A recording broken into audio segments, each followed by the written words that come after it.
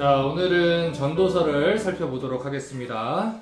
이번 주와 우리 다음 주에 다루는 아가서까지 살펴보게 되면 우리는 이제 시가서까지 마무리하게 됩니다. 이제 그 뒤에는 우리가 나머지 이제 17권의 선지서들을 살펴볼 텐데 여러분 계속해서 성경을 또 읽어 나가고 계시지만 이번 기회를 통해서 이 각 성경이 무슨 얘기를 하는지 큰 그림을 잡으시고 나중에 166 성경 공부가 다 끝나게 되면 이제 각 권의 책들을 또 따로따로 이제 공부할 텐데 그때 더 자세히 더 깊게 메시지를 좀 천천히 살펴보면 좋을 것 같아요. 자, 오늘 이 전도서를 살펴보려고 하는데 전도서를 한 문장으로 요약해서 한 줄로 그냥 요약해서 설명을 한다고 하면 이렇게 설명을 할 것 같아요. 하나님 없이 인생의 의미와 목적을 찾으려고 했던 한 사람의 인생 실험 보고서다. 다시 말씀드릴게요. 하나님 없이 인생의 의미와 목적을 찾으려 했던 한 사람의 인생 실험 보고서.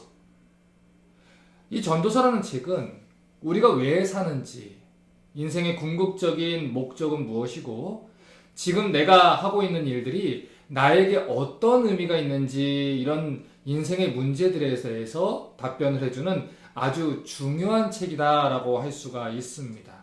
자, 전도서의 서론을 배우기 전에 그러면 우리가 전도서의 저자를 먼저 살펴보고 지나가겠습니다. 자, 1절을 좀 볼까요? 자, 1장 1절을 보면 이렇게 기록되어 있어요. 다윗의 아들 예루살렘 왕 전도자의 말씀이라. 사실 성경학자들마다 조금 차이가 있습니다. 그런데 전통적인 견해에 따르면 이 전도서의 저자는 다윗의 왕이었던 이스라엘의 왕 솔로몬이다 라고 이야기를 해요. 전도서 1장 1절을 보면 다윗의 아들 예루살렘 왕이라고 이렇게 얘기를 하는데 1장 16절을 보면 내가 마음 가운데 말하여 이르기를 내가 큰 지혜를 많이 얻었으므로 나보다 먼저 예루살렘에 있던 자보다 낫다 하였나니 곧 내 마음이 지혜와 지식을 많이 만나 보았음이로다 라고 부연 설명을 합니다. 그러니까 전도서의 저자는 예루살렘의 왕이자 다윗의 아들이었던 사람 중에 지혜를 많이 얻은 사람. 그러니까 우리에게 익히 알려졌듯이 솔로몬이 당연하다. 그래서 학자들이 전통적으로 전도서의 저자를 솔로몬이라고 생각을 하고 있는 거예요.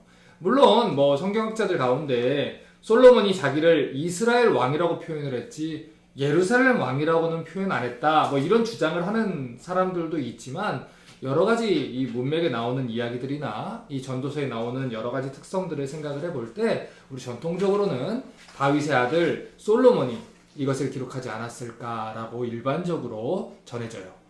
자, 다음으로 2장 4절부터 8절을 봅니다. 나의 사업을 크게 했노라. 내가 나를 위하여 집들을 지으며 포도원을 심으며 여러 동산과 과원을 만들고 그 가운데 각종 과목을 심었으며 수목을 기르는 삼림에 물 주기 위하여 못을 팠으며 노비는 사기도 했고 집에서 나게도 했으며 나보다 먼저 예루살렘에 있던 모든 자보다도 소와 양떼의 소유를 많게 했으며 은금과 왕들의 보배와 여러 도의 보배를 쌓고 또 노래하는 남녀의 인생들의 기뻐하는 처와 첩들을 많이 두었노라. 자, 그러니까 이러한 구절 또한 전도서를 기록한 사람이 솔로몬이 아니겠느냐, 이 견해에 힘을 실어주는 증거 구절이라고 할 수 있다는 것이죠. 또 우리가 유대 전통을 보더라도 유대 전통 가운데서는 이 책의 저자가 솔로몬이다 라고 알려져 있어요. 그래서 이런 여러 가지 증거들을 종합해서 이 책은 솔로몬이 그의 통치 노년의 말기에 회개하고 쓴 책이다 라고 우리가 생각해 볼 수 있는 것이죠. 그래서 여기까지 요약을 하면 이 전도서라는 책은 이 솔로몬이라는 이 왕이 모든 것들을 다 누려보고 하나님 없는 삶에 대해서 생각해보고 고민해본 이 사람이 젊은 세대들에게 가르치기를 제발 인생을 하나님 떠나서 의미를 찾지 말고 허무하게 살지 말고 하나님을 경외하고 살아라. 이 목적을 가지고 기록한 책이라는 거죠. 자, 다음으로 전도서의 구조와 기록 목적 봅니다. 자, 전도서만큼 사실 이 구조를 파악하기가 어려울 책이 없어요. 사실 예레미야도 구조를 파악하기가 어렵지만 이 전도서의 구조에 대한 성경학자들의 의견이 조금 다 다릅니다. 그래서 이 시간에는 우리가 한 시간에 다루는 개관이니까 간단하게만 제가 설명을 좀 드릴게요. 1장 1절에서는 제목을 얘기를 했습니다. 그리고 1장 2절을 보면 헛되고 헛되며 헛되고 헛되니 모든 것이 헛되도다 라고 이렇게 얘기해요. 전도서를 이해하는 가장 중요한 구절은 바로 1장 2절입니다. 헛되고 헛되며 헛되고 헛되니 모든 것이 다 헛되도다. 자, 그런데 이 이야기를 하고 나서 이 끝부분에 12장 8절로 가면 전도서 결론 부분 아닙니까? 그 부분에 대해서 또다시 같은 메시지가 나옵니다. 12장 8절에 전도자가 가로되 헛되고 헛되도다 모든 것이 헛되도다.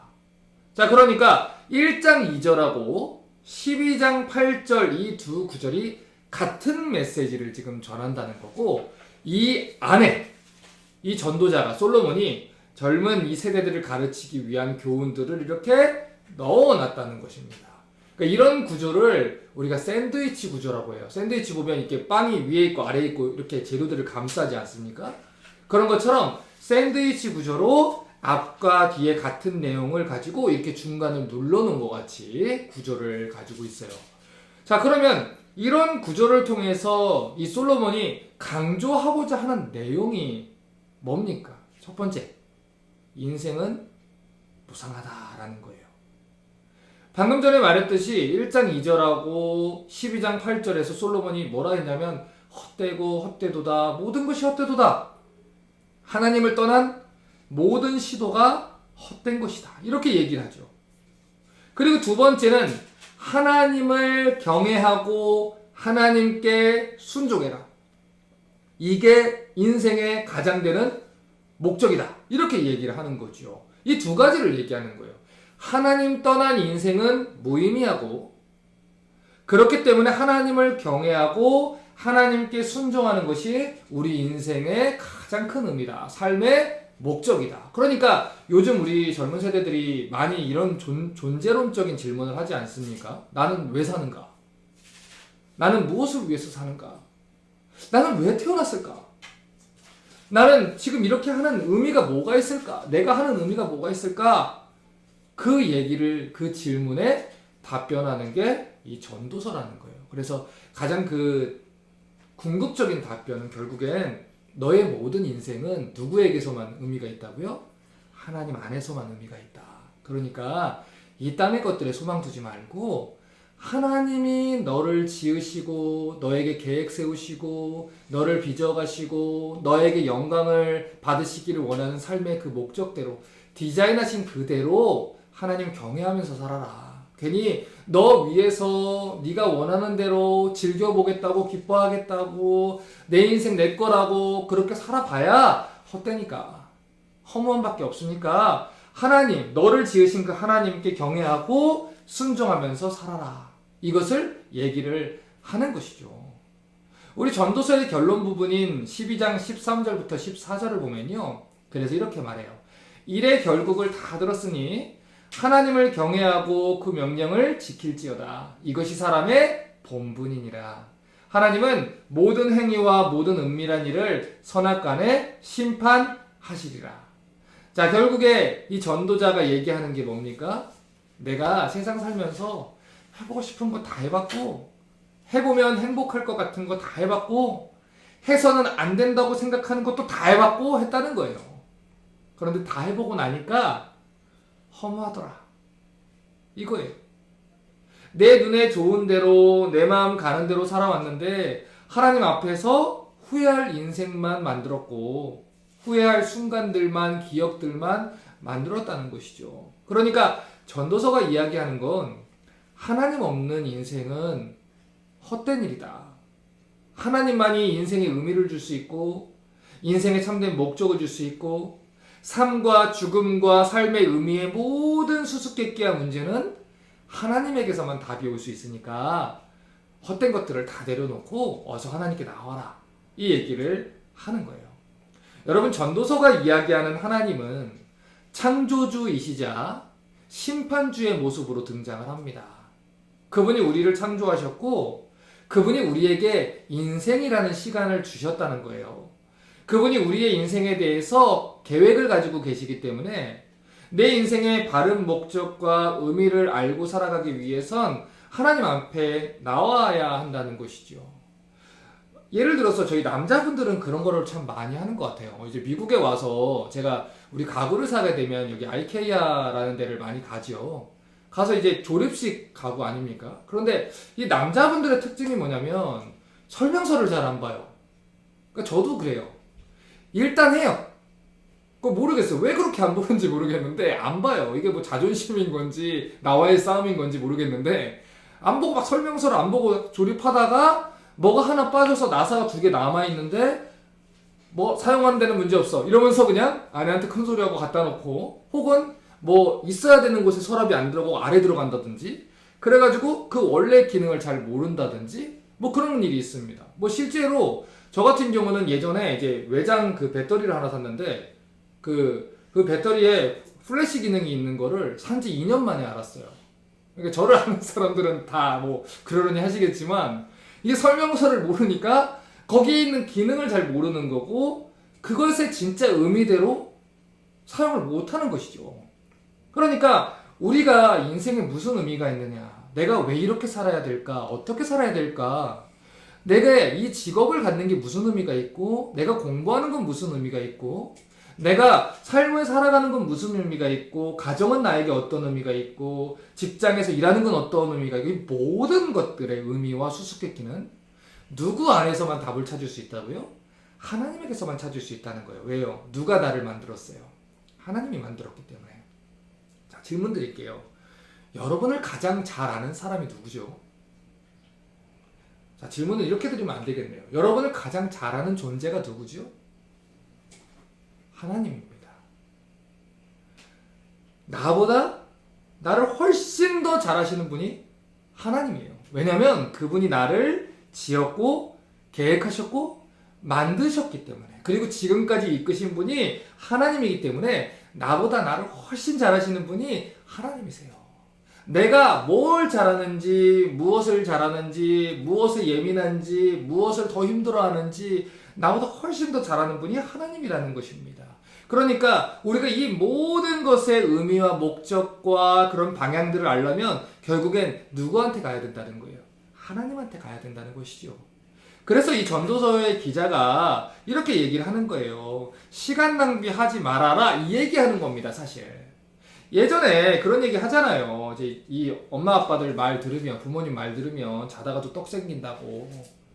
하물며 하나님 말씀을 들으면 우리 인생이 얼마나 더 큰 의미를 깨닫고 더 안정되게, 그리고 더 기쁨으로, 더 그리고 평안 가운데 갈 수 있겠냐는 것이죠. 그래서 이 솔로몬이 그의 노년에 이 당신의 백성들에게, 그리고 믿음의 후손들에게 이 메시지를 주는 겁니다. 자, 그게 이 전도서의 목적이에요. 자, 전도서의 서론은 여기까지 하고요. 1장부터 그러면 조금 구체적으로 좀 들어가서 이 본문이 무슨 얘기를 하는지 좀 살펴보죠. 1장 3절 볼게요. 사람이 해 아래서 수고하는 모든 수고가 자기에게 무엇이 유익한고. 자, 처음 이 전도자가 글을 시작하면서 이런 질문을 했어요.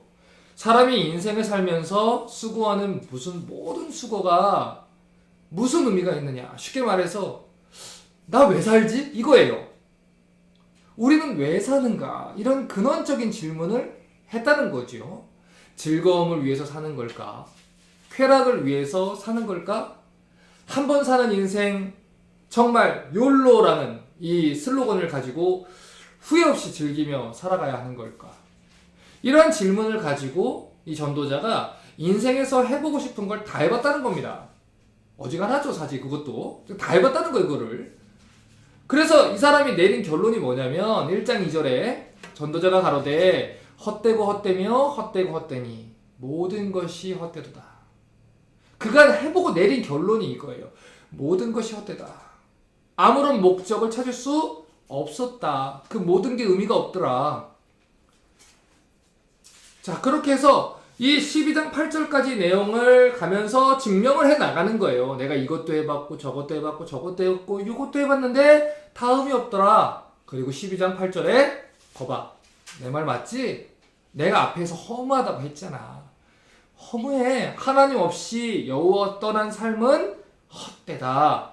그러니까 시간 낭비하지 말아라. 이 얘기를 하는 겁니다. 그래서 이 전도서가 얘기하는 거 두 가지, 오늘 이거는 꼭 기억하고 가셔야 돼요. 첫 번째는 하나님을 떠난 인생이 헛되다 라고 얘기한 거고, 두 번째는 일의 결국을 다 들었으니까 하나님을 경외하고 그 명령을 지켜라 이겁니다. 하나님 경외하면서 살아라 이거죠. 분명히 우리를 창조하신 하나님인데 그분은 나중에 우리를 심판하실 하나님으로 만날 것이고, 분명히 우리가 이 땅에서 보낸 모든 시간들은 하나님 앞에서 심판받게 될 거라는 거예요. 분명히 심판은 있다는 거죠. 그러니까 하나님이 우리의 선악간에 다 심판할 거니까 이 인생의 시간을 허무하게 낭비하지 말고 하나님 법을 지키면서 살아라, 이 얘기를 하는 겁니다. 자, 다시 전도서 1장 3절 볼게요. 사람이 해 아래서 수고하는 모든 수고가 자기에게 무엇이 유익한고. 자, 이 질문을 던지면서 이야기를 시작을 했죠. 자, 이 질문은 우리 인생에 되게 중요한 질문이에요. 나는 누군가? 나 왜 살지? 나 어디로 가고 있는 거지? 이런 본질적이고 존재론적이고 목적론적인 이런 삶의 목적과 이유와 존재의 이유를 물어보는 질문이죠. 이 인생을 살아보면서 솔로몬도 그런 고민을 한 거예요. 그래서 1장 12절과 13절을 보니까 이렇게 얘기합니다. 나 전도자는 예루살렘에서 이스라엘 왕이 되어 마음을 다하며 지혜를 써서 하늘 아래서 행하는 모든 일들을 궁구하며 살핀즉 이는 괴로운 것이니 하나님이 인생들에게 주사 수고하게 하신 것이라. 자, 이런 질문을 가지고 하늘 아래에서 행하는 모든 것들을 다 이렇게 고민하고 자세히 살펴봤습니다. 그런데 그가 고민을 해보고 또 고민을 하면서 얻은 결론이 뭡니까? 1장 14절 보세요. 내가 해 아래서 행하는 모든 일을 본즉 다 헛되어 바람을 잡으려는 것이로다. 결국 하나님 떠난 인생은 뭘 해도 다 헛되더라 이거예요. 그래서 16절과 17절에 이렇게 말합니다. 내가 마음 가운데 말하여 이르기를 내가 큰 지혜를 많이 얻었으므로 나보다 먼저 예루살렘에 있던 자보다 낫다 했나니 곧 내 마음이 지혜와 지식을 많이 만나봤음이라. 내가 다시 지혜를 알고자 하여 미친 것과 미련한 것을 알고자 하여 마음을 썼으나 이것도 바람을 잡으려는 것인 줄 깨달았도다. 솔로몬의 별명은 지혜의 왕이죠. 많은 지혜를 얻은 사람이에요. 그런데 그 지혜의 왕이 아무리 생각을 해봐도 하나님 떠나서는 인생이 답이었구나, 이거를 깨달았다는 것입니다. 자, 그래서 전도서 2장으로 넘어가면 1장 3절에서 말했던 그 질문에 대해서 사람이 해 아래서 수고하는 모든 수고가 도대체 무슨 유익이 있냐? 이 질문에 대해서 이 전도자의 고민이 계속되는 것을 볼 수가 있어요. 2장에서는 이 솔로몬이 쾌락을 통해서 인생의 즐거움과 목적을 찾으려고 해봤다라는 이야기를 합니다. 그러니까 자기가 돈도 굉장히 많이 가지고 있고 차도 굉장히 많이 가지고 있고 안 해본 거 없이 다 해봤다는 거예요. 그런데 내 인생의 목적을 쾌락과 즐거움에서 내가 찾아보려고 했는데 그것도 허무하더라 이겁니다. 2장 1절 보세요. 나는 내 마음에 이르기를 자 내가 시험적으로 너를 즐겁게 하리니 너는 낙을 누리라 했으나 본즉 이것도 헛되도다. 그리고 2절 이후를 보면 자기가 자기를 즐겁게 해보려고 산업도 많이 해보고 집도 많이 가져보고 포도원도 많이 가져보고 수목, 노비, 가축, 재물, 수많은 아내들, 척들 다 많이 뒀다는 거예요.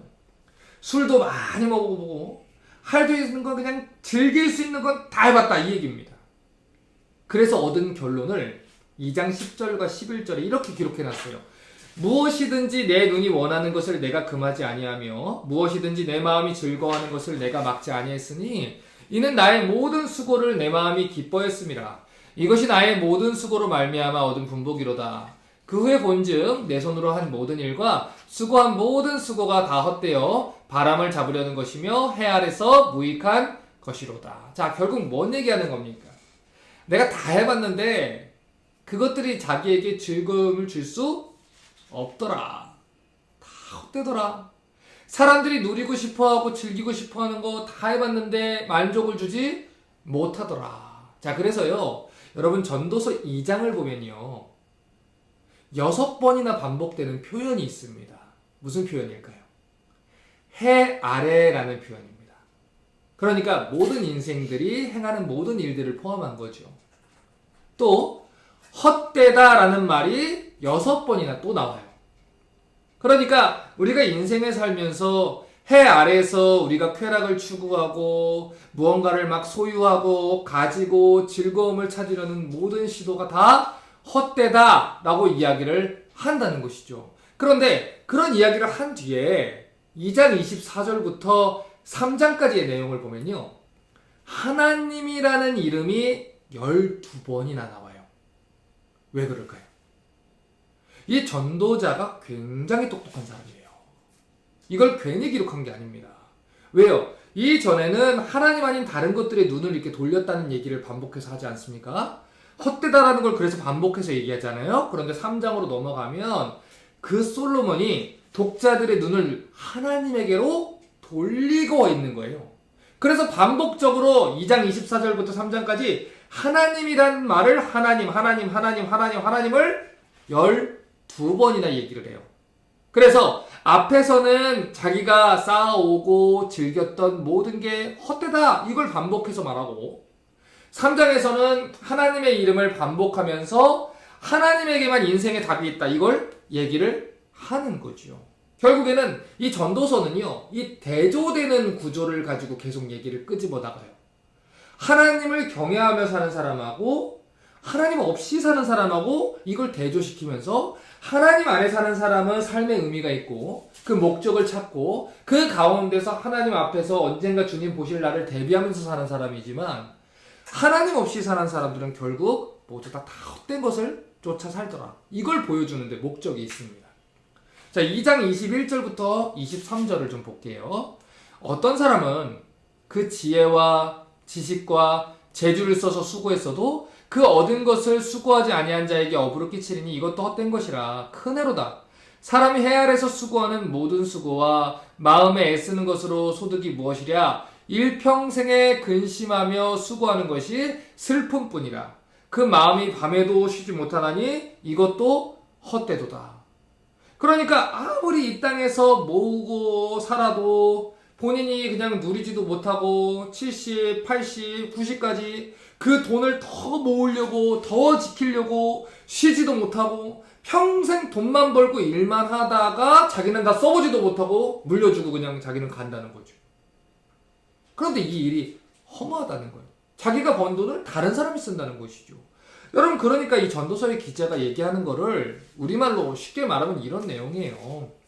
건물 10개 가지고 있으면 뭐합니까? 마지막에 우리가 잠들 때, 주님 앞에서 쉴 때 우리에게 필요한 것은 일평남짓한 공간이라는 것이죠.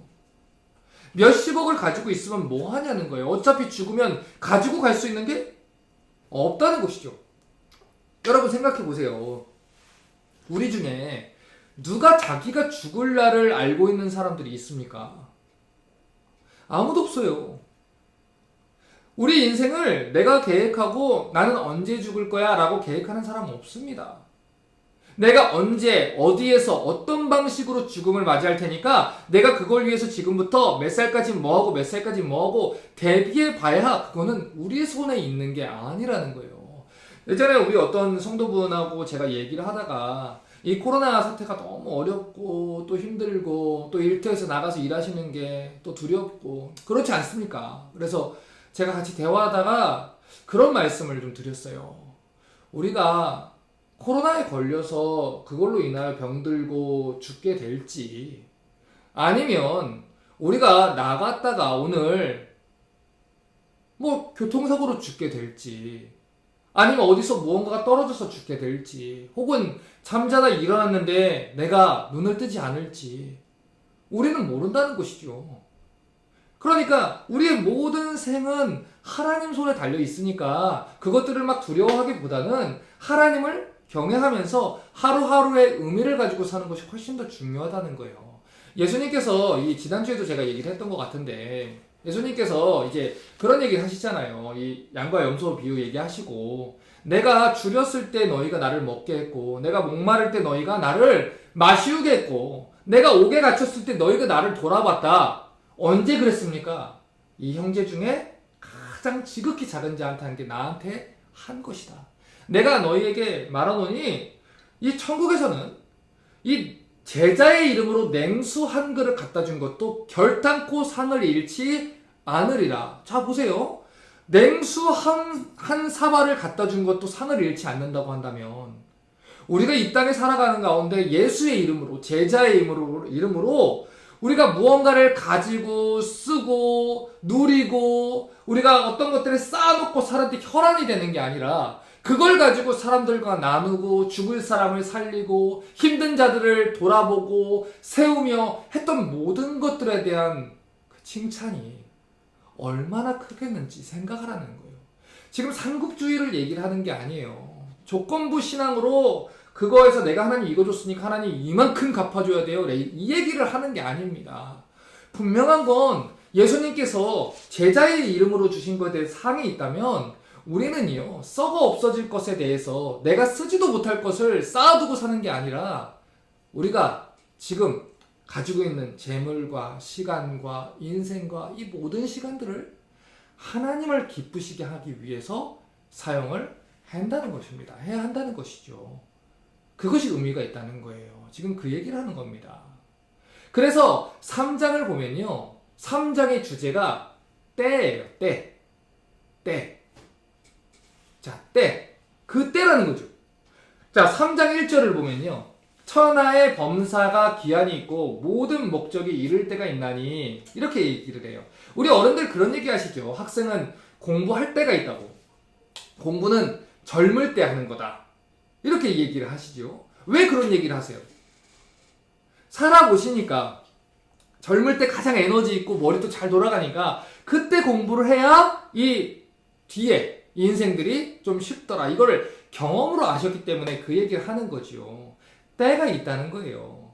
그러니까 우리가 젊을 때 또 몸을, 건강을 잘 관리하지 않으면 나중에 또 나이가 들어서 몸이 아프게 되고, 그때 가면 이제 이것들이 회복되기 힘든 것처럼 그럴 때가 모든 게 있다는 거죠. 그런데 지금 뭐라고 말하면, 천하의 범사가, 모든 일이 다 기한이 있고 때가 있다는 겁니다. 그 모든 목적이 이룰 때가 있다는 거예요. 인생의 모든 게 내 손에서 나고 내가 계획하고 내가 이루는 줄 알았는데, 알고 보니까 그 모든 것의 배후에는 하나님이 있었다는 것이죠. 하나님이 있었다는 거예요. 3장 11절을 보세요. 하나님이 모든 것을 지으시되 때를 따라 아름답게 하셨고 또 사람에게 영원을 사모하는 마음을 주셨느니라. 그러나 하나님이 하시는 일의 시종을 사람으로 측량할 수 없게 했도다. 왜 하나님이 인생으로 하여금 다른 일들로 만족하지 못하게 했을까요? 그게 하나님이 지으신 질서라는 거예요.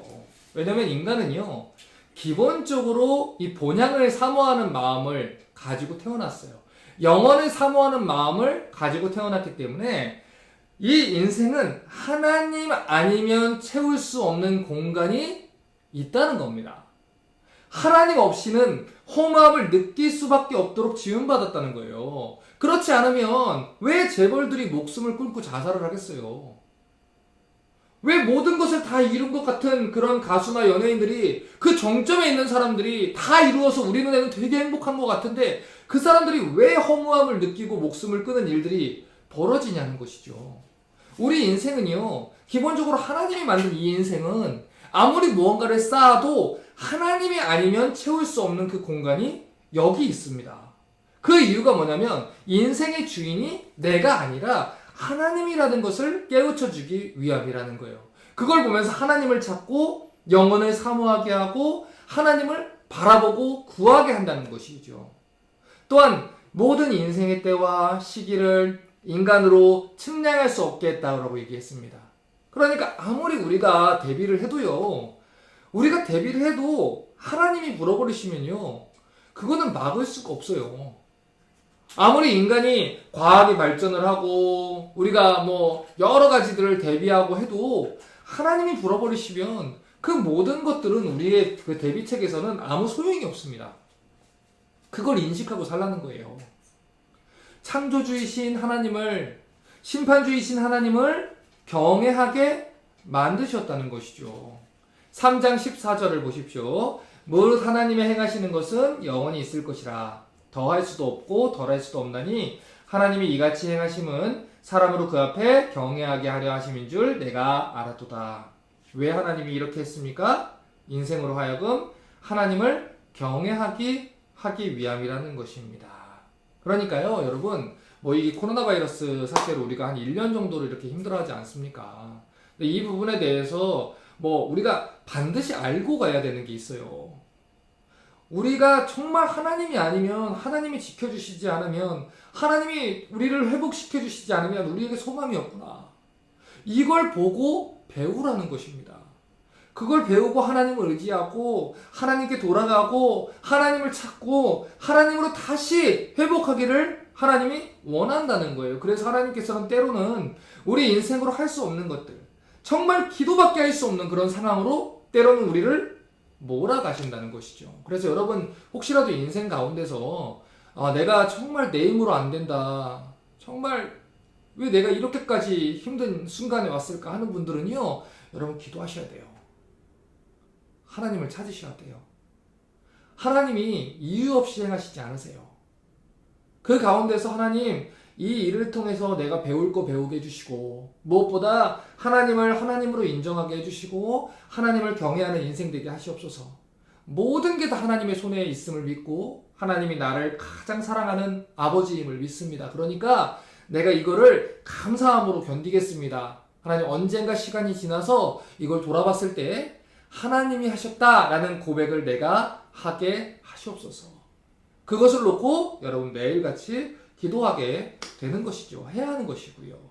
건강한 사람도요, 언제까지 건강하지 못합니다. 20대, 10대 다 건강하다, 30대 건강하다, 그래도요, 언제까지 건강하지 못해요. 우리가 쌓아놓은 재물도 언제까지 나를 지켜주지 못합니다. 내가 가지고 있는 직업, 내 커리어, 그런 것들이 나를 보호하지 못하는 순간들이 와요. 그렇게 건강하던 사람이 하루아침에 그렇게 될 줄 누가 알았어? 이런 말들이 우리 인생 주변에서 얼마나 많이 들립니까? 어쩌면 이 말씀을 듣고 있는 여러분은요, 돈도 충분히 가지고 있고 또 힘도 가지고 있을지도 모릅니다. 좋은 대학 나와서 좋은 직장 취업하고 이제는 마음껏 누리고 내 인생 디자인하여 하면서 살 수 있다고 생각하고 살 수 있을지도 몰라요. 하지만 성경이 이야기하는 걸 들으십시오. 우리가 그 모든 것을 주장하는 주인이, 우리 인생의 주인이 계시다는 걸 알지 못하면 인생의 방향은 틀어지게 되어 있습니다. 그러니 교만하지 말고 하나님을 의식하고 또 인식하면서 살라는 거예요. 자, 3장 17절부터 19절 봅니다. 내가 심중에 이르기를 의인과 악인을 하나님이 심판하시리니 이는 모든 목적과 모든 일이 이룰 때가 있음이라 했으며, 내가 심중에 이르기를 인생의 일에 대하여 하나님이 저희를 시험하시리니 저희로 자기가 짐승보다 다름이 없는 줄을 깨닫게 하려 하심이라 했노라. 인생에게 임하는 일이 짐승에게도 임하나니 이 둘에게 임하는 일이 일반이라. 다 동일한 호흡이 있어서 이에 죽음같이 저도 죽으니 사람이 짐승보다 뛰어남이 없음은 모든 것이 헛됨이로다. 자, 하나님 없는 인생은 결국 다 아무것도 아니다, 이 얘기예요. 아무리 잘 먹고 잘 살아도, 어떤 사람은 좋은 차를 타고 좋은 집에 살고 자기가 비행기를 가지고 있고 전세기를 가지고 있고 부자로 힘 있는 인생으로 살아도 결국 모든 사람의 공통점은 마지막 날에 하나님의 심판대 위에 서게 될 거라는 거예요. 죽을 때 그 돈을 가지고 가는 것도 아니에요. 살아서 쌓아놓은 명성과 이름을 가지고 가는 것도 아니에요. 여러분, 제가 자주 얘기하는 말인데 우리 옛말에 호랑이는 죽어서 가죽을 남기고 사람은 죽어서 이름을 남긴다 이런 말 있죠. 그런데 여러분 우리 이 시간 한번 좀 생각을 해보죠. 아무리 우리가 이 땅에 이름을 남기고 간다 해서 그게 우리에게 어떤 의미가 있습니까? 명예도 살아있는 자가 누리는 거예요. 우리가 다시 살아올 것도 아니고 우리가 명예를 쌓아둔다고 해서 우리가 누릴 수 있는 건 아무것도 없습니다. 그러니 이름을 남기려고 애를 쓰고 사는 것도 사실 헛된 거예요. 우리의 이름과 우리 한 모든 일들은 하나님께서 기억하시는 당신의 책에 그 영원한 책에 기록될 것을 생각하고 살아가야 되는 거지 이 땅에 우리가 이름을 얼마만큼 남겨두고 가느냐? 그것은 아무 의미가 없습니다. 우리의 시민권은 어디 있어요? 하늘에 있어요. 여러분 우리는요 이 땅에 잠시 왔다가 가는 사람이에요. 여러분 방학 때나 휴가 때 잠깐 한국 가시죠? 가면 너무 좋으시죠? 가서 시간 보내고 돈 쓰고 좋은 시간들 보내죠? 그런데 우리는 돌아와야 되는 데가 있어요. 우리가 그곳에 가서 있는 돈 다 쏟아붓고 모든 에너지를 다 불사르고 여기 와가지고 아무것도 없이 이러고 있습니까? 아니죠. 돌아와야 될 사람들이니까 거기서 그렇게 살 이유가 없는 거예요. 우리의 모든 에너지는 본향에서 쏟아야 되는 거고요. 본향을 바라보면서 쏟아야 되고요. 본향을 위해서 쏟아야 하는 것이죠. 전도서 3장 20절을 보십시오. 다 흙으로 말미암았으므로 다 흙으로 돌아가나이다. 한 곳으로 가거니와. 우리 다 흙으로 돌아갑니다, 여러분. 하나님 심판대 앞에 서게 될 거라는 거예요. 그러니 선택하라는 것이죠. 이 땅에서 하나님 없이 하나님 법과 상관없이 내가 하고 싶은 대로 그냥 살다가 심판대에 서게 될 건지 아니면 하나님을 경외하며 살다가 하나님을 기쁨으로 만날 건지 선택하고 방향 잘 정하고 가라는 거예요. 전도서 4장으로 보세요. 4장으로 넘어가면은 해 아래서 헛되이 살아가는 인생이 얼마나 헛된지를 증명을 해요. 4장에서도 그래서 해 아래라는 표현이 4번 나오고요. 헛되다라는 표현이 4번이나 나와요. 그런데 특이한 점이 하나 있습니다. 4장에는 하나님이라는 말이 한 번도 등장하지 않아요. 자, 이런 건 적어 놓으세요. 4장에다가. 하나님이라는 말이 한 번도 등장하지 않아요. 그 이유가 뭐냐면 하나님 없이 사는 인생이 어떤 것인지 이야기하는 거. 이게 4장의 목적이에요. 그래서 4장 1절부터 3절을 보면요. 그들에게 위로자가 없다 이 얘기예요. 4절부터 8절을 보면 그들에게 안식이 없다. 9절에서 12절은 그들을 붙들어줄 자가 없다. 13절부터 16절엔 그들이 가지고 있는 권세가 헛되다 이렇게 말합니다. 결국에는 하나님 없이 살아가는 자들에게는 위로자도 없고요. 진짜 안식도 없고요. 붙들어줄 자가 없고요. 그들이 가지고 있는 모든 권세들이 다 헛되다라는 거예요. 이걸 보여주기 위해서 이 반복적으로 말하는 겁니다. 자, 그런데 아까 제가 말했죠. 전도서는 대조적인 어떤 구조를 가지고서 얘기를 한다고요. 이 4장에서는 하나님이라는 얘기가 한 번도 안 나왔는데 5장으로 가면 이 반대로 5장에선 하나님이라는 말이 11번이나 등장을 해요. 눈에 띄게 많이 등장을 시키는 거죠, 일부러. 이렇게 대조적으로 하나님이라는 말을 많이 사용하는 이유가 뭘까요? 4장에서 솔로몬이 하나님 없이 사는 인생들이 어떤 것인지를 얘기를 했죠.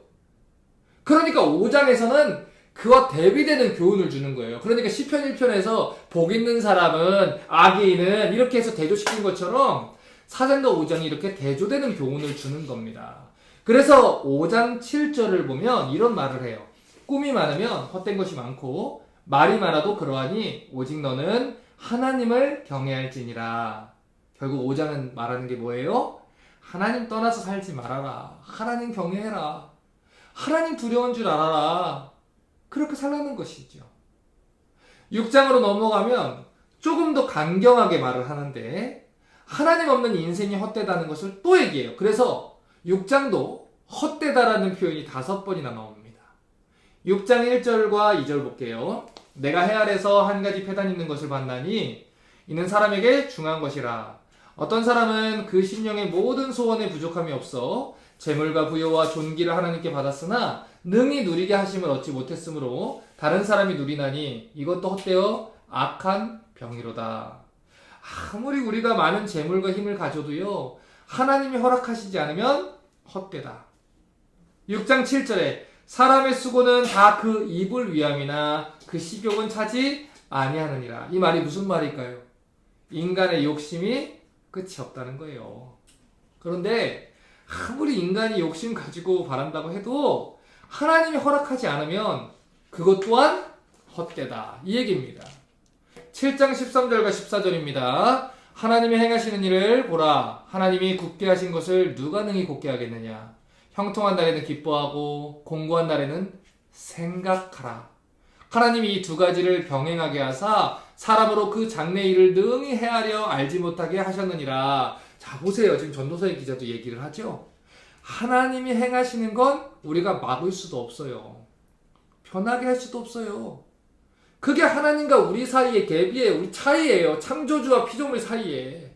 그걸 인정하는 자가 하나님을 경외하는 자고요. 그걸 인정하며 살아가는 자가 하나님을 경외하는 사람이라는 것입니다. 그래서 지금 곤고한 날에는 생각하라라고 얘기를 했잖아요. 자, 우리가 너무 힘든 시기를 보내고 있어요. 그러면 그 시간을 불평하고 원망하고 그리고 떠나보내야 될까요? 아니에요. 생각하라는 거예요. 하나님이 이 일을 나에게 왜 허락하셨을까? 하나님이 무슨 생각과 무슨 계획을 가지셨을까?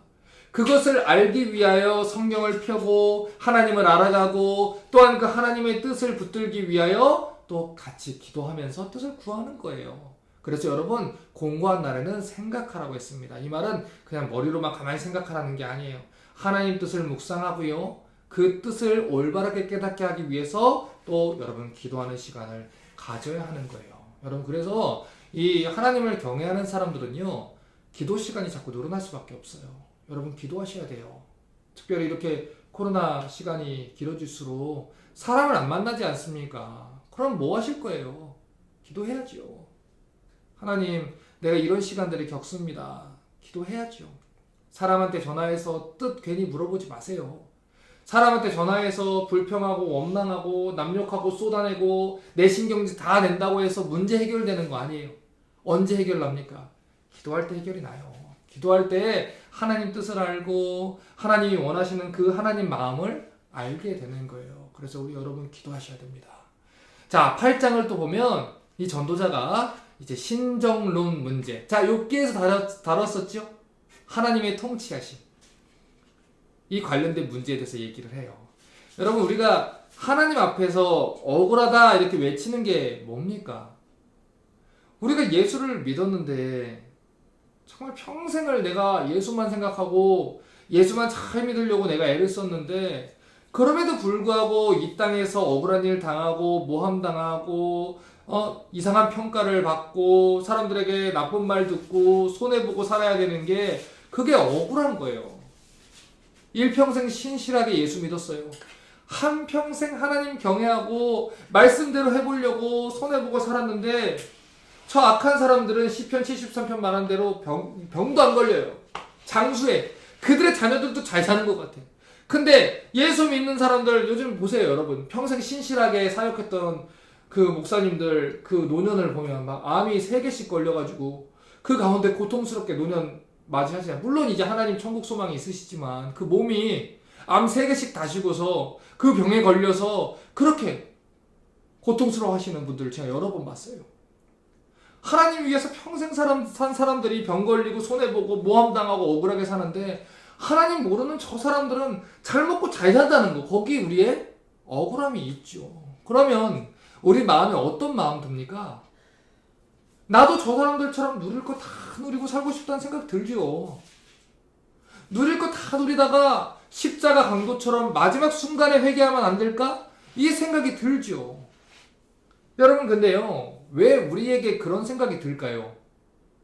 첫 번째는요, 우리가 기본적으로 그런 성향을 가지고 있어서 그래요. 전도서 7장 29절 보세요.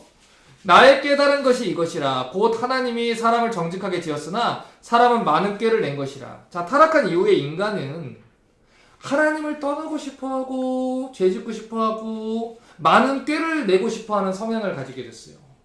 그래서 이게 잘못됐다는 거 알면서도 우선 죄를 지어요. 심판을 면하고 싶어하는 그런 그 성향이 있다는 거죠. 분명히 죄를 지으면서도 하나님을 속이려 하고. 자, 두 번째 이유는 뭐냐면 인간이 연약한 존재이고 인생이라는 게 진짜 쉽지 않아서 그래요. 특별히 인생에서 예수의 제자로 십자가 지고 예수님 그 뒤를 쫓아가는 게 정말로 쉽지 않기 때문이에요. 여러분, 예수님을 다 생각해 보세요. 예수님은 그분이 가장 고통스러울 때, 겟세마네 동산에서 기도하실 때, 십자가 위에서 기도하실 때 하나님께서 그 기도를 외면하셨어요. 여러분 보세요. 예수님께서 십자가에 달려 죽으셨을 때 그때 시편 22편 말씀을 인용하셨죠. 나의 하나님 나의 하나님 어찌하여 나를 버리십니까? 그 기도했죠. 근데요, 한 장만 넘어가면 시편 23편에 뭐예요? 여호와는 나의 목자니 내가 부족함이 없으리로다. 그가 나를 푸른 추정에 두시며 쉴만한 물가로 인도하시리로다. 자, 그런데요, 여러분 잘 생각해 보세요. 예수님이 십자가에서 죽으시면서 기도했던 게 시편 22편이에요? 23편이에요? 22편이에요. 예수님도 그 십자가에서 그 울부짖으실 때 당신을 모든 사람들이 다 외면하고 방금 전까지 호산나 다윗의 자손이여 찬송했던 사람들이 돌을 던지고 고개를 흔들고 조롱하고 침을 뱉고 하나님 아버지께서는 그 얼굴을 가리시고 그리고 그렇게 돌아가신 분이 우리 보고 내 십자가 지고 나를 따라라 라고 했어요. 예수님 지고 십자가 지고 가는 게 그거예요. 예수님이 가신 길을 따라간다는 것이죠. 그러니 당연히 어려운 거예요. 당연히 어려운 거예요. 그래서요, 우리는요, 이 인생 자체가 제자로 살아가는 게 당연히 어려운 것이고 십자가 지는 것 자체가 너무 어려운 것이기 때문에 우리의 연약함 때문에서라도 악인들이 상대적으로 형통하고 또 잘 살아가는 걸 보면은 당연히 분통도 터지고 열도 받고 화도 나고 이러는 거예요. 근데 전도자도 이 사실을 이해를 했어요. 그래서 우리에게 이렇게 말합니다. 8장 12절 보세요. 12절 13절. 죄인이 100번 악을 행하고도 장수하거니와 내가 정령이 아노니. 자, 보세요. 하나님을 경외하여 그 앞에서 경외하는 자가 잘 될 것이요. 악인은 잘 되지 못하며 장수하지 못하고 그 날이 그림자 같으리니 이는 하나님 앞에 경외하지 아니함이니라. 자, 보세요. 분명하게 성경은 얘기를 해요. 하나님의 말씀이 약속하시기를 죄인이, 악인이 이 땅에서는, 해 아래서는 100번 악을 저질러도 장수하는 경우가 있다는 거예요. 그런데 내가 정령이 하노니 하나님을 경외하며 그 앞에서 경외하는 자가 잘 될 것이다. 반드시 잘 될 것이다. 여러분, 예수님께서 그 하나님께서 얼굴 가리시는 그 기도를 들으시고 하나님이 외면하시는 상태에서 십자가에서 돌아가셨어요. 패배한 것처럼 느껴졌죠. 그리고 3일 동안 아무 일도 일어나지 않았어요. 그 3일 동안은 이 어떻게 보면 성도들에게 가장 어두웠던 시기가 그 3일이에요. 그런데 그 3일이 지난 뒤 무슨 일이 벌어져요? 예수님이 부활하세요. 그 부활하심과 더불어 모든 것은 바뀌는 거예요. 부활의 날에, 그 아침이 밝은 날에 모든 것이 바뀌는 거예요. 우리 또한 주님 다시 오시는 날에 고린도전서 15장 약속대로 우리 또한 부활할 겁니다. 그날에는 모든 것이 제자리를 찾을 거예요. 그날에는 내가 정령이 아노니 하나님을 경외하여 그 앞에서 경외하는 자가 잘 될 거라는 것이지요. 그러니까 속지 말라는 거예요. 사람이 무엇이든지 심든지 그대로 거두리라. 그대로 거둡니다. 심은 대로 거둡니다. 그러므로 우리가 선을 행하되 낙심하지 말지니 사람이 무엇이든 심든지 거둘 것이다. 여러분, 거둘 겁니다. 거둘 거예요. 이것은 저도 여러분도 하나님에게 주시는 약속이에요. 그러니까 말씀대로 살아가시는 분들 이 자리에 말씀 붙잡고 살아가려고 오셨잖아요. 여러분 버티세요. 견디십시오. 내가 정령이 안 오니 하나님을 경외하고 그 앞에서 경외하는 자가 잘 될 것이다. 반드시 잘 될 것입니다. 그러니까 우리 같이 힘들고 그렇게 해도 같이 응원하면서 버티는 거예요. 서로 잘하고 있어. 잘하고 있어. 옳은 길 가고 있어. 힘내. 우리 얼마 남지 않았어. 주님 오실 거야. 그날에 다 갚아주실 거야. 저도 여러분도 서로 이렇게 격려하면서 우리 같이 가는 거예요. 자, 9장 1절에 이렇게 말합니다. 내가 마음을 다하여 이 모든 일을 궁구하며 살펴본즉 의인과 지혜자나 그들의 행하는 일이나 다 하나님의 손에 있으니. 자, 분명하게 얘기하는 게 뭐예요? 우리가 다 하나님 손에 붙들려 있다. 우리는 미래를 모르지만 하나님 손에 붙들려 있다. 그러니까 흔들리지 말아라. 그러면서 10장으로 가면 지혜자와 우매자, 어리석은 자를 비교를 해요. 그래서 지혜자의 길을 선택하라는 거죠. 잠언이 얘기했던 것 같죠? 꼭? 잠언에서도 우리 앞에 지혜자의 길이 있고 어리석은 자의 길이 있잖아요. 그러니까 지혜자의 길을 선택해라 이 얘기했지 않습니까? 그 얘기하는 거예요. 그런데 이 전도서 11장에서는 선택을 하는데 그 선택함에 있어서 이 땅에서 살아감에 있어서 한 가지 명심할 게 있다라는 것이죠. 11장 9절 보세요. 청년이여. 자, 여기서 말하는 청년은 우리 지금 그런 그 생물학적인 청년만 얘기하는 거 아닙니다. 우리 젊은 때를 에너지 있게 살아가는 모든 사람들을 얘기하는 거예요.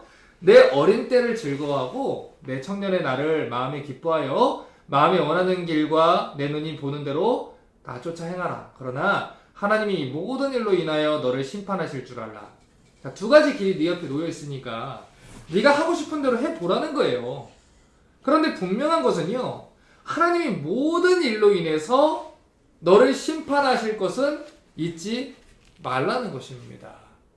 그러면서 12장 1절을 보면 전도서의 결론을 내려요. 너는 청년의 때에 곧 곤고한 날이 이르기 전 나는 아무 낙이 없다고 할 때가 가깝기 전에 너의 창조자를 기억하라. 심판의 날이 다가오기 전에 창조주 하나님을 기억해라. 그리고 하나님을 경외하면서 살아라. 이게 바로 전도서의 결론입니다. 그러니까 결국엔 해 아래에서 하는 모든 것들을 하나님 앞에서 우리가 다 심판받는다는 것을 생각을 하고, 또는 하나님이 우리 심판하신다는 것은요 부정적인 의미만 있는 게 아니에요. 그날에 하나님 뜻대로 산 사람들은 그 심판의 자리가 하나님을 기뻐하고 그 공명정대하게 갚아주실 그 날을 바라보는 기쁨의 날이 될 겁니다. 하지만 하나님을 두려워하지 않고 살던 자들은 내가 너를 모른다. 그러니까 나를 떠나서 저 마귀와 그 악한 자들을 위해서 예비한 영영한 불로 들어가라. 그 소리를 들을 거라는 거예요. 그러니까 하나님을 경외하면서 살라는 것이죠. 그래서 여러분 이 전도서를 이제 마무리 지으려고 하는데, 여러분 우리가 선을 행하고 있지 않습니까? 낙심하지 마십시오. 여러분 예수님 믿는 게요 쉽지 않아요. 예레미야 5장을 보면 이 땅에서 이 성에서 하나님을 구하는 자 한 사람만 찾으면 내가 용서한다 그랬어요. 이 성을. 근데요 이스라엘은 그 한 사람이 없어서 멸망했어요. 좁은 문으로 들어가라. 이 좁은 길은 그 길이 좁고 협착해서 찾는 이가 적다고 했습니다. 여러분 예수님 믿는 사람이요, 예수님 잘 믿는 사람이요, 하나님을 정말 경외하는 사람이요, 정말 찾기 힘들어요. 그래서 여러분 힘든 거 알아요. 때로는 열심히 뿌리는데, 열심히 하나님 뜻대로 살려고 애를 쓰고 열심히 씨를 뿌리는데 도와주지는 못한 망정 옆에서 김 빠지게 하고, 옆에 자꾸 힘들게 하고, 옆에서 자꾸 막말하고 악담하고, 하나님이 어딨냐고 하고, 너 유난 떨지 말라고 하고, 모함하고 질투하고 시기하고 누르고 억누르고 하는 사람도 있을 수 있어요. 그런데요 여러분 창조자를 기억하십시오. 하나님이 그날에 다 심판하실 거예요. 옳은 거대로 악한 대로 다 심판하실 거예요. 그러니까 사람 보지 마세요. 정말 뻔한 말이죠. 뻔한 말이에요. 그래서 위로가 될지 모르겠어요. 사람 보지 마세요. 하나님 보세요. 하나님 때문에 하세요. 하나님, 내가 하나님 당신을 보고 삽니다. 하나님, 내가 하나님 때문에 합니다. 이를 악물고 이 지친 무릎을 일으켜서 하나님 보고 합니다. 그러니까 내가 하게 해주십시오. 그러고 가세요. 주변에 아무도 없어도 혼자인 것 같아도 그렇게 가세요. 그것이 하나님 기뻐하시는 일이라면 하셔야 되는 것이죠. 그게 진짜 하나님의 사람 아닙니까? 그렇게 사는 게 진짜 멋있는 거예요. 지금까지 살펴본 전도서에서 가장 많이 반복된 단어가 뭐예요, 여러분? 해 아래서, 그리고 헛되다. 하나님 없이 세상에서 누리려고 하는 건 다 헛되다, 허무하다. 그러니까 어떻게 살려고 합니까? 인생 아무 의미 없으니까 그냥 끝내면 돼요? 허물론자들처럼 그냥 막 살면 되나요? 아니에요, 여러분. 만약에 결론이 그렇게 갔으면 이 전도서는 성경에 기록 안 됐겠죠. 여러분, 우리가 전도서를 보면서 놓치지 말아야 되는 건 이 전도서가 성경에 기록된 책이라는 거예요. 이거 놓치시면 안 돼요. 성경에 기록된 목적이 뭐죠? 죄로 인해서 타락한 영혼들에게 구원받을 수 있는 길을 알려주는 것. 그게 성경이죠. 허무한 인생들에게 삶의 목적을 찾아주고 목적 안에서 예수를 발견하게 하는 것. 이거 성경의 목적이죠. 그래서 전도서도 이 성경의 큰 흐름 가운데서 우리에게 진리를 가르쳐 주는 거예요. 그게 뭐예요? 하나님을 경외하고 의식하는 인생을 살아라. 자, 전도서 3장 14절 다시 볼게요.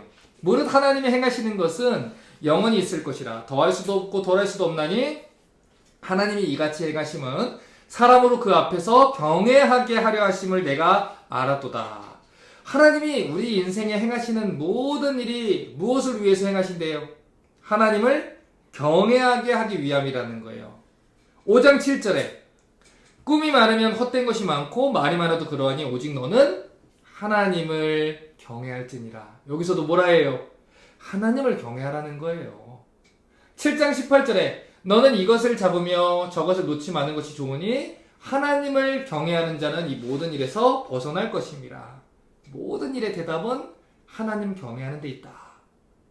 8장 12절 13절에 죄인이 100번 악을 행하고도 너무 좋지 않아요? 여러분 적어놓으세요. 암송하세요.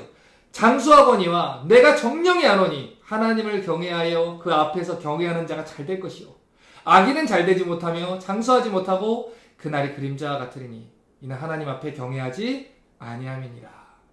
자, 이 구절을 보면 욥기와 시편에서 가지고 왔던 이 질문에 대한 대답을 전도서가 주고 있는 걸 볼 수 있어요. 여러분, 욥기하고 시편이 던졌던 그 신정론에 대한 질문 기억나십니까? 만약에 하나님이 살아계시다면 왜 의인이 고난을 당하고 악인이 잘 되는가? 하나님이 살아계시면 이래서는 안 되는 거 아닌가? 이게 시편의 기자들과 욥기가 던진 질문이었죠. 그런데 지금 전도자가 뭐라고 해요? 이 땅에서는 죄인이 100번 악을 행하고도 장수하는 일이 벌어지지만 그게 놀라운 일도 아니고 자기도 수없이 봤지만 분명히 확신하지만 하나님 경외하는 사람들이 잘 된다. 비록 지금은 악인들이 잘 되는 것처럼 보이고 그들이 잘 되는 것처럼 여러분이 느낄 수 있지만 결국 그들의 날들은 그림자같이 지나간다는 거예요. 해가 뜨고 지금 우리가 보는 것들이 이제 그림자가 보이죠. 그런데 해 지고 나면 그림자 사라져요. 그런 것처럼 주님 오시면 그것도 사라진다는 거예요. 하나님 경외하는 자가 잘 된다는 거고 결국 그게 끝이 있다는 얘기죠. 그러니까 지금 그렇게 우리 눈에 그렇게 안 보여도 그래서 이 땅에서 신앙 가지고 하나님 법대로 사는 게 헛돼 보일지라도 믿음 가지고 살라는 거예요. 전도서 12장 14절입니다. 하나님은 모든 행위와 모든 은밀한 일을 선악간에 심판하시리라. 이 삶이 끝이 아니라는 거예요. 하나님이 모든 행위와 은밀한 일들 심판하실 날이 올 겁니다. 여러분, 제가 좋아하는 말 중에 코람데오라는 라틴어가 있어요. 코람데오, 하나님 앞에서라는 뜻이에요. 우리가요, 아무리 말을 잘해도요, 그 안에 숨겨진 의도 하나님 앞에서 감출 수 있는 거 없습니다. 우리가 사람들 앞에서 다 말 못하고 억울한 사정 얘기를 못해도요, 하나님이 다 보고 계세요. 우리가 무엇을 했는지 사람들은 안 알아줘도요, 하나님은 다 알고 계시는 거예요. 그러니까 여러분, 코람데오 하세요. 사람들이 여러분을 어떻게 평가하든 상관없어요. 하나님 앞에서 사세요. 여러분, 제가 존경하는 우리 박영선 목사님이 계시는데, 남포교회 담임하시던 이제 목사님이 이제 그 목사님이 이제 취재로 오셨대요. 젊은 목사님이 그 취재로 와서 목사님은 지금까지 살던 모든 삶을 돌아볼 때 역사와 민족 앞에서 떳떳하다고 말씀하실 수 있습니까? 이렇게 물었대요. 그랬더니 우리 박영선 목사님이 엄청 혼내고 보내셨대요. 근데 그 이유가 뭐였냐면요. 어딜 하나님 앞에서 사는 사람들이 민족과 역사라는 말을 먼저 꺼내냐는 거예요. 그러니까 우리는요, 물론 역사와 민족 앞에서 의식할 수 있겠죠. 그런데 우리는 한 차원 더 높은 사람들이에요. 하나님 앞에서 우리가 평가받을 인생들이라는 거예요. 때로는요, 역사도 사실을 왜곡할 때가 있어요. 사람들도 그 사람들을 잘못 평가할 때가 있어요. 이 죄인들이다 보니까 죄인의 성향을 가지고 자기들이 가지고 있는 가치와 세계관에 따라서 비틀어서 그걸 평가할 수가 있어요. 하지만 하나님 앞에서 그게 통하지 않는다는 거예요. 사람들이 여러분을 다 뒤틀어서 보고 잘못 평가하고 왜곡되게 묘사하고 역사와 민족까지 여러분을 그렇게 생각할지 몰라도 하나님 앞에서 숨길 것은 없습니다. 그러니까 여러분, 하나님 앞에서 하세요. 하나님 앞에서. 하나님이 다 하세요. 하나님이 다 갚아주실 거예요. 자, 그렇게 해서 어떻게 살라는 거예요? 12장 13절에 일의 결국을 다 들었으니까 하나님을 경외하고 그 명령을 지킬지어다. 이것이 사람의 본분이니라. 세상 사람들은 예수 믿는 게 헛되다고 말해요. 그래서 그들은 천국도 없고 진리도 없고 심판도 없고 하나님도 없다고 얘기해요. 심지어 여러분의 직장에서 만나는 직장 상사들 중에서 여러분 신앙대로 말씀대로 이렇게 살려고 하는데 그거 막 못하게 하고 속이게 하고 거짓말하게 하고 사기치게 하는데 동조시키면서 야, 유난 떨지 마. 나도 장로야. 나도 집사야. 유난 떨지 마. 그렇게 얘기하는 사람들도 있어요. 여러분, 다수가 하는 게 중요한 게 아니에요. 우리가 다수가 한다고 그게 옳은 게 아니에요. 모든 사람이 다 해도 하나님이 그게 옳지 않으면 옳지 않은 거예요, 여러분.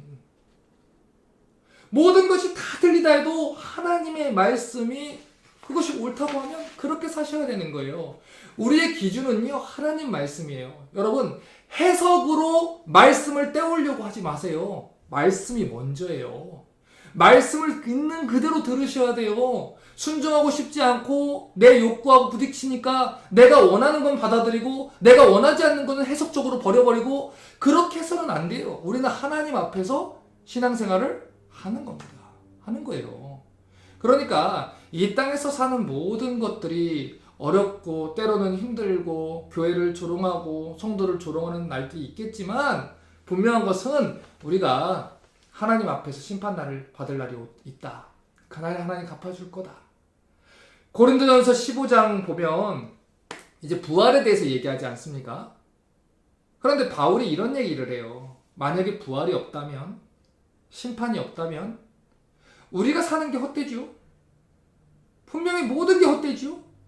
하지만 그리스도인이 그런 만약에 심판이 없으면 그리스도인이 제일 불쌍한 사람이죠. 하지만 심판은 있다는 거예요. 분명히 부활은 있다는 거예요. 분명히 주님 다시 오신다는 거예요. 그러니 그때는 하나님 없이 사는 인생들이 오히려 헛되다는 것을 알게 될 거라는 것입니다.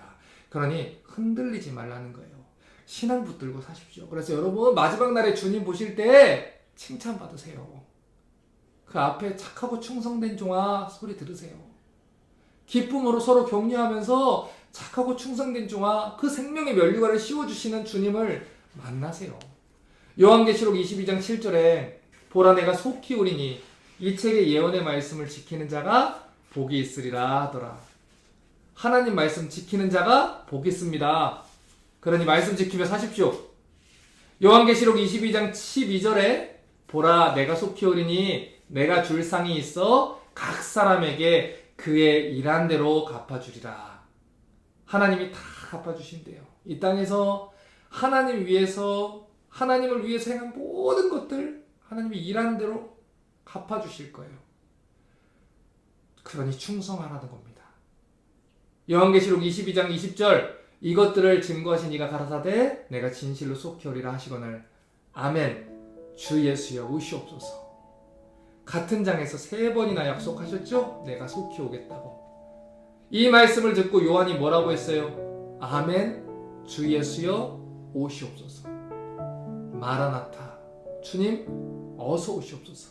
이렇게 고백했어요. 여러분 이 고백은요 절대로 아무나 할 수 있는 고백 아닙니다. 이 땅에서 누릴 것 다 누리고 즐길 것 다 즐기고 하나님 없이 내 멋대로 살던 사람이 할 수 있는 그런 가벼운 고백 아니에요. 이 고백은 이 땅에서 하나님 위해서 손해보고 하나님 위해서 평생 바친 한 사람이 고백할 수 있는 거예요. 아멘 주님 제가 주님을 기다립니다. 주님 속히 오십시오. 마라나타 주님 오십시오. 이 시간 마지막으로 여러분에게 여쭙겠습니다. 여러분은 기쁨으로 마라나타 이 고백을 하면서 주님을 맞이하실 수 있겠습니까? 만약에 그렇지 않다고 생각하시면 여러분의 믿음을 돌아보십시오. 혹시라도 주님이 지금 오신다고 하면 두려움으로 어쩔 줄 몰라 떨어야 되겠습니까? 만약에 그렇다면 여러분 잘못 살고 계시는 거예요. 그러면 여러분 삶을 바꾸셔야 됩니다. 지금이라도 여러분의 믿음을 점검하시고 바꾸셔야 돼요. 하지만 만약에 앞에 얘기했던 그 경우대로 주님을 기쁨으로 맞이할 수 있는 삶을 살고 계시다면 기뻐하십시오. 주님이 다 갚아주실 거예요. 그러니 기꺼이 손해볼 수 있는 것입니다. 우리의 인생은 예수로 시작하고 예수로 끝나는 인생이에요. 예수 외에는 답이 없는 인생이 돼야 되고 예수 투성이가 되어야 하고 예수밖에 없는 사람이 되어야 됩니다. 마지막으로 한 가지만 더 얘기를 드릴게요. 제가 예전에 우리 이제 중고등학생들을 한국에서 이제 가르칠 때 한국에서는 롤링페이퍼라고 이렇게 벽에다 이렇게 붙이는 게 있어요. 그래서 이제 수련회 때 2박 3일 동안 이렇게 편지를 적어줍니다. 그런데 되게 유독 이렇게 말썽을 많이 부리던 친구가 있었는데 그 친구가 이렇게 롤링페이퍼에다가 딱 한 글자를 써놨는데 그게 제 마음에 되게 큰 기쁨이 됐었어요. 근데 그게 뭐였냐면 예수의 미친 인간이라는 거였어요. 모르겠어요. 그 친구가 어떤 그 뉘앙스를 가지고 적었는지는 모르겠는데 저를 좋아했으니까 예수의 미친 인간, 예수의 환장한 사람 이렇게 적어둔 것 같아요. 지금도 그 친구가 저를 만나면 그렇게 적을까요? 여러분이 마지막에 주님 보는 그날에 눈 감은 그날에 여러분이 어떤 사람이냐라고 물을 때 여러분의 자녀가 여러분의 가장 잘하는 여러분의 배우자가 하나님밖에 모르는 사람이었다. 하나님이 기뻐하는 종이었다. 그렇게 인생을 마무리하면 얼마나 복이 될까요? 착하고 충성된 종아, 내가 너를 기뻐하노라. 그 음성 들으실 수 있기를 주님의 이름으로 축복합니다. 기도하겠습니다. 하나님, 예수 투성이, 예수밖에 없는 사람, 하나님이 기뻐하는 사람, 하나님만 기뻐하는 사람, 하나님이 인생의 전부인 사람, 하나님 얘기만 하고 하나님만 꿈꾸는 사람, 그런 사람들 되기를 원합니다. 때로는 낙심하고 쓰러지지만 하루하루 잘 버텨서 이 삶 끝에 반드시 하나님이 갚아주실 것을 기대하고 오늘 이 하루를 견뎌내게 하시옵소서. 주님, 혹시라도 낭망하고 절망하고 쓰러진 자들이 있다면 그들이 여호와를 앙망하오니 세임 주시고 독수리 날개친 같이 다시 한번 그들을 회복시켜 주시옵소서. 우리를 가장 사랑하시는 다시 오실 주 예수 그리스도 이름으로 기도합니다. 아멘.